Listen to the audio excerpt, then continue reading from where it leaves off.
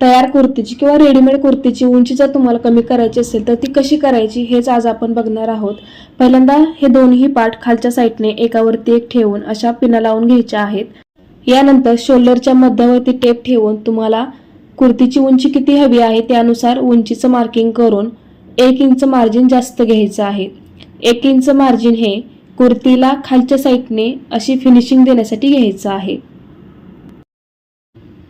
हे 1 inch extra margin सोडून खालचं एक्स्ट्रा कापड आपल्याला कट करून घ्यायचं आहे। पुन्हा सांगते, शोल्डर पासून कुर्तीची उंची तुम्हाला जेवढी हवी आहे तेवढी ठेवून 1 इंच मार्जिन एक्स्ट्रा ठेवायचं आहे आणि खालचं जे एक्स्ट्रा कापड आहे ते कट करून घ्यायचं आहे। आता हे जे आपण 1 इंच एक्स्ट्रा मार्जिन घेतलेलं आहे तर ते मार्जिन आपल्याला असं डबल फोल्ड करून खालच्या साईडने फिनिशिंग करून घ्यायची आहे।